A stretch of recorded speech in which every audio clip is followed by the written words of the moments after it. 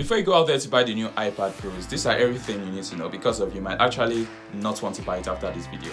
And here is why. You see, the new M4 iPad Pros are powerful, no doubt about it. They have a dual nano texture display, OLED display, which is very good because you have punchier blacks and brighter white.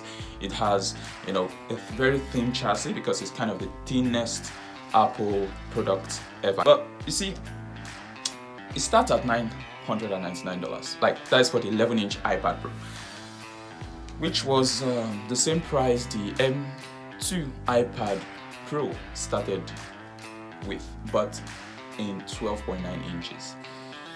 And right now you can get that for $300 off the 11-inch M4 iPad Pro. Interesting. Oh, and that's exactly the same price tag the M2 iPad Air is starting from.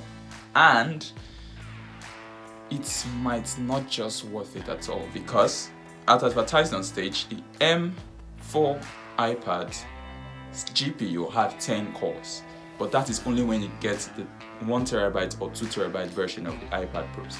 Anything below that, you're just going to get a 9-core GPU. Would you notice that in real-world tests? Not really. But why did they remove extra core? Like, literally, why?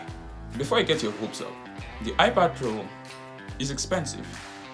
At least last time you could get all the configuration for about $1,600 with the M2 iPad Pro with the mini LED display, but now you're looking up to like $3,600 or £2,800 as advertised and said by Mr. Hostopus. But the whole thing is, you shouldn't just rush out there to buy the new iPad Pro because it might not just be for you, except you have £2,800 or like $3,600 laying around.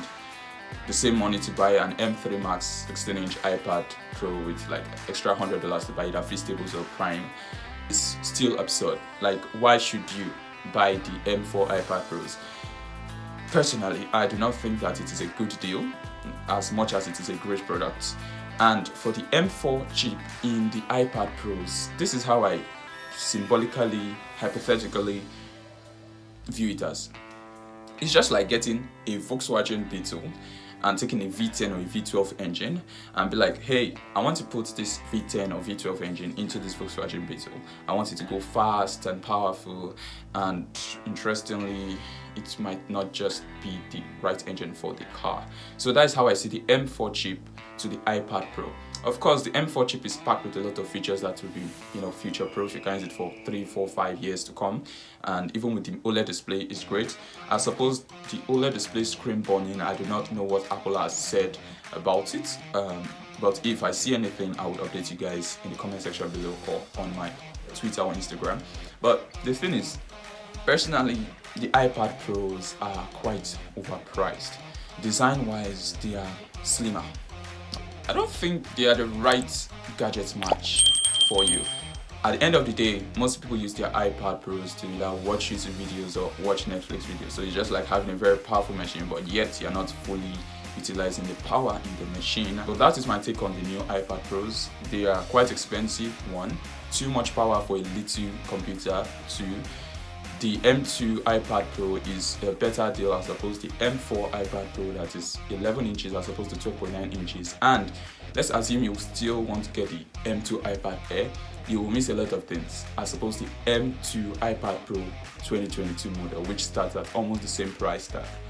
One of which is the M2 iPad Air is a 60Hz refresh rate screen, an LCD panel. Yeah, that's all I can think of. While the M2 iPad Pro from 2 years ago is a mini LED display, a 120Hz refresh rate screen, which is plenty power for the same chip. So at the end of the day, if you want to get any iPads, I suggest you get the M2 iPad Pro from last few years ago because it is still powerful. You can still get it very, very neat and clean as opposed to the new ones that are out here in the market. And in case you don't have, a lot of money to splurge around, you can get the 10th iPad Pro, which is cheaper, and there is a $100 offer on the Apple website. And before you go out there to still buy the M4 iPad Pro, I must tell you that if you do not buy your M4 iPad Pro with Apple Care, you are going to be paying the same price as you used to buy the iPad, which is $999 to fix any damage, especially major damages, as opposed to $99 you would have paid if you put the Apple Care on. So Either way, because I know some people still go out there to buy the iPad Pros, I suggest you buy it with the Apple Care Plus in it, so you can spend less money when your screen or your iPad is broken, as opposed to buying a new one. That's my honest take. Comment down in the section below what you think about this, and I'll catch you guys in the next one. My name is Isabel and this is Box Tech. I can't wait to see you guys. Peace.